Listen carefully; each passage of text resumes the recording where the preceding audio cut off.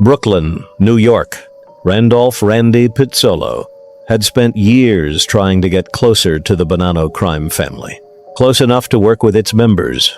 Close enough to make money around them. Close enough to believe that eventually somebody would open the door and make him one of them. Randy wanted his button. He wanted to become a made man. And when the Bonannos passed him over, he did something an associate in his position could not afford to do. He started talking. Not quietly, not privately. According to testimony that would later emerge in federal court, Randy got drunk inside a Queens restaurant and erupted over the fact that he had not been inducted. He boasted about what he was capable of. He threatened to level the Bronx. And the Bronx was not just another part of New York in this story. It was Vincent, Vinny Gorgeous, Basciano's territory. By then, Basciano was one of the most powerful men in the Bonanno family. And Randy already had problems with him. Basciano believed Randy had screwed up construction work at his waterfront home. He thought Randy talked too much. He thought he behaved recklessly. There had been another incident involving Randy carrying a gun when he went to meet a made member. And now the associate who desperately wanted to become one of them was publicly complaining because the family had refused to let him in.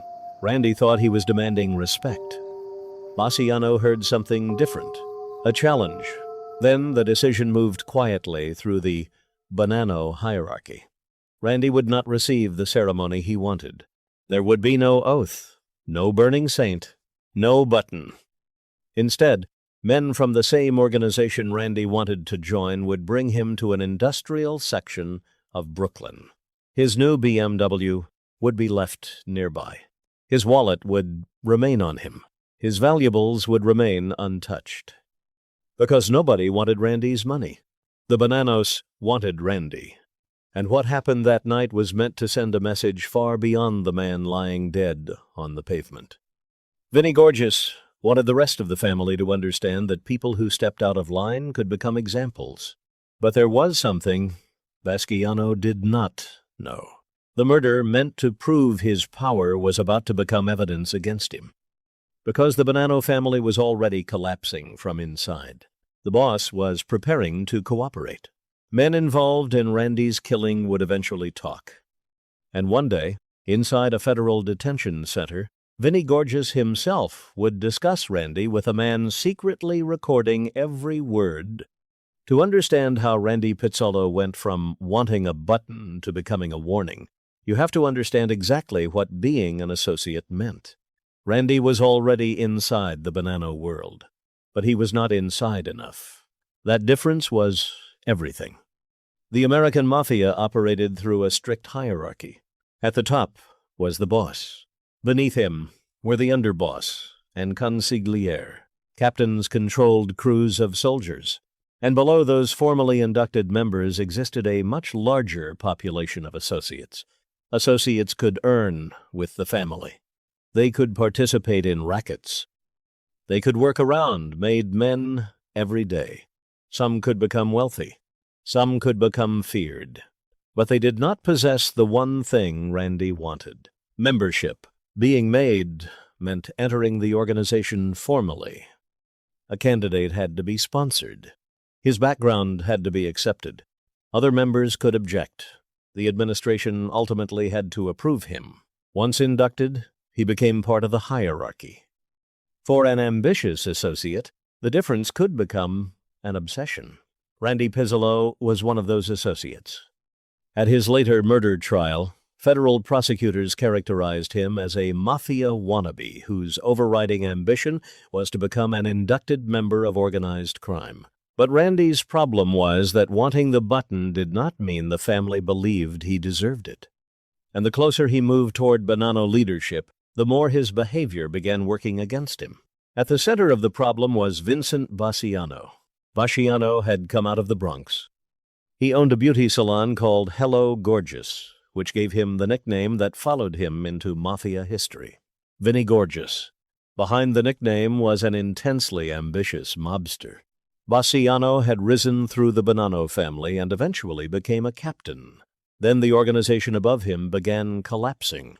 Joseph Massino had spent years rebuilding the Bonannos after the humiliation of the Donnie Brasco infiltration. Massino understood surveillance. He understood informants. He understood that the traditional mafia habit of gathering constantly in obvious social clubs made investigators' jobs easier. Under his leadership, the Bonanno family regained strength. But federal prosecutors were closing in. Massino was arrested. Other senior figures disappeared into federal custody. And as the leadership weakened, Basciano rose. By 2004, Vinny Gorgeous was acting boss. That meant Randy Pizzolo was no longer irritating some neighborhood mobster. He was irritating the man controlling the Bonanno family on the street, and their relationship had already become strained. Randy worked as a construction manager. One of the projects connected directly to Basciano. Vinny Gorgeous had a waterfront home in the Bronx. Randy was involved with construction work there. According to later testimony, Basciano believed Randy was screwing the job up. That alone probably would not have sealed Randy's fate. Construction problems can be fixed. Workers can be replaced. Money can be recovered. But Basciano's complaints about Randy went much further. Randy talked too much. He behaved erratically. People around the family were becoming tired of him. Patrick DiFilippo, a veteran Bonanno captain, was quoted in testimony describing Randy's mouth as his own worst enemy. That was an extraordinarily dangerous reputation for a mafia associate. The entire organization depended on discretion. A man could be violent. He could gamble. He could steal. He could lie. But if senior members began believing he could not control his mouth, every other problem became more serious. Then came an incident involving a gun. According to testimony later given by Dominic Sicale, Joseph Camerano Jr. complained that Randy had gone to meet a Maid Bonanno member while carrying a pistol. That mattered because Randy was still only an associate. The mafia hierarchy was built around status. A made man occupied a protected position that an associate did not. Showing up armed around one could be interpreted as something much more serious than simply carrying a weapon. It suggested Randy did not understand his place. Other testimony later disputed how aggressive Randy had actually been during some of these encounters.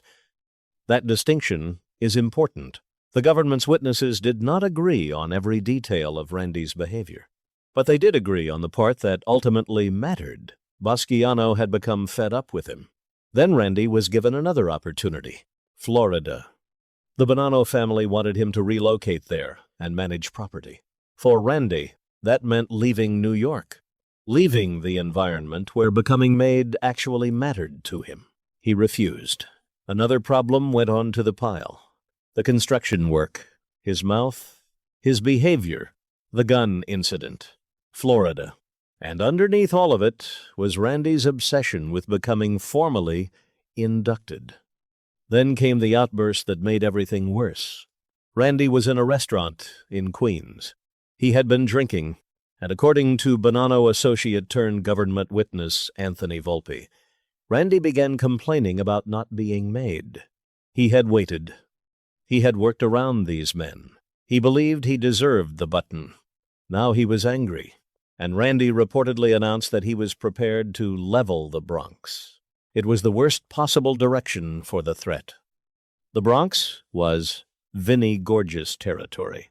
The acting boss now had an associate beneath him who was publicly angry about not being inducted and making reckless statements connected to Basciano's own backyard. Randy wanted the Mafia to recognize him. Instead, he was giving its leadership reasons not to trust him. And this is where the story changes. Because Basciano did not simply decide Randy was annoying. According to Dominic Sicale's later testimony, Basciano began seeing Randy's death as useful. Joseph Camerano Jr. had complained about Randy. Other people knew Randy was acting out of line. If Randy suddenly disappeared, everybody would understand why. No meeting was required. No written rule needed to be distributed. The message would move through the family on its own. Vinny Gorgeous did not play around. That was how Cicale later described Basciano's thinking. Randy would become a statement, a wake-up call. And once Basciano reached that point, Randy's dream of becoming Maid was effectively over. He just didn't know it yet. The Bonanno family did not tell him he had crossed an irreversible line. Nobody sent him a rejection letter. Nobody announced that his relationship with the organization had changed. That uncertainty was part of what made Mafia killings possible. A man could know that people were angry with him without knowing that permission had been given to kill him. He could still answer telephone calls, still meet friends, still get into cars with people he had known for years, still believe the argument could be fixed. Meanwhile, somewhere above him, the discussion had already moved beyond discipline. The question was no longer whether Randy should become a made man. The question was who would kill him. Dominic Cicale became central to what followed. Cicale was close to Basciano and deeply involved in the Bonanno hierarchy. Anthony Ace Aiello was another member involved. And above them stood another powerful Bonanno figure, Michael the Nose Mancuso. The murder order was moving through men Randy considered part of the same world he wanted to join. Then, before the killing could happen, something unexpected occurred. November 19th, 2004. Federal agents arrested Vincent Basciano. The acting boss was suddenly off the street. Randy was alive. And if Randy knew how serious his situation had become, he might have believed the arrest had saved him. It had not. An order inside an organized crime family did not necessarily disappear because the man giving it entered federal custody. Could move through intermediaries. Captains could continue assignments. Men on the street already understood what had been approved, and Randy's murder remained in motion. 11 days later came November 30th. Randy was lured to an industrial section of Brooklyn. The setting mattered. This was not a crowded restaurant, not a neighborhood social club filled with familiar faces, not a busy street where dozens of people could suddenly appear. It was an industrial area, a place where the men bringing Randy could control what happened next. Randy arrived with people from the same criminal circle he had spent years trying to impress. Anthony Aiello was among them. At some point, Randy realized too late that this was not another Bonanno meeting. Aiello shot him. The men left. Randy Pizzolo remained behind. When his body was discovered, the scene immediately raised questions. His valuables had not been taken. His wallet remained. His BMW was nearby. This was not somebody killing a man for his car. This was not a robbery that had gone wrong. Someone had brought Randy there specifically to kill him. The associate who wanted more than anything to become part of the Bonanno family had been killed on orders from its leadership. But the most important part of Randy's story begins after his death, because Vinny Gorgeous believed the murder had accomplished exactly what he wanted. Randy was gone. The family would hear about it. Anyone behaving recklessly could understand the warning. Basciano had demonstrated authority without personally standing anywhere near Randy when the gun went off. That was how Mafia leadership was supposed to work. The boss gave approval. Trusted men arranged the details. The shooter handled the street. Everyone kept his mouth shut. Except the Bonanno family no longer had everyone's silence. Joseph Massino was facing the rest of his life in prison. For decades, the Mafia had treated cooperation as the ultimate betrayal. A soldier was supposed to accept 20 years, 30 years, life, anything rather than testify against the family. Massino had enforced that culture as boss. Then he faced his own future, and he chose survival. Joseph Massino became a government cooperator. The significance was enormous. The Bonannos had survived informants before. But this was not an associate, not a soldier, not even a captain. This was the boss. Massino understood the entire structure. He knew who had authority. He knew how orders moved. He knew the relationships behind the titles. And he knew Vincent Basciano. Then the FBI gave Massino an opportunity almost nobody in the Mafia could have imagined. Record him. In January 2005, Massino met Basciano while both men were in federal custody. They were separated in prison exercise cages only inches apart. Basciano believed he was talking to the boss. He did not know the boss was now working for the government. And Massino brought up Randy Pizzolo. He asked whether Basciano had approved it. Basciano answered. He admitted giving the order. Massino pushed further. Did Randy's behavior really justify killing him? Basciano began explaining himself. He described Randy as dangerous, someone who did not listen, someone who talked stupid. He referred to the incident involving Randy going to meet a made member with a gun. The conversation federal prosecutors needed was happening naturally because Basciano believed he was defending his decision to another Mafia leader. The murder that had been designed to prove his authority was now being described in his own words, while the FBI listened. And Massino was not the only problem. Dominic Cicale eventually cooperated. Cicale could explain what happened before the murder. He could tell prosecutors what Basciano said about Randy. He could describe the order. He could explain why Randy was selected. Most importantly, he could explain the message Basciano wanted the killing to send. Randy would be a statement to the crime family. Basciano would not tolerate people acting out of line. Now prosecutors had both sides. They had the secretly recorded acting boss discussing Randy, and they had a participant explaining the murder from inside the conspiracy. Then Anthony Aiello admitted his role. In August 2008, Aiello pleaded guilty and acknowledged that he had shot and killed Randy Pizzolo. Michael Mancuso pleaded guilty the same day to a murder conspiracy charge connected to Randy's killing and acknowledged his role. The Justice Department stated that the murder had been ordered by Mancuso and Basciano. The chain was becoming visible.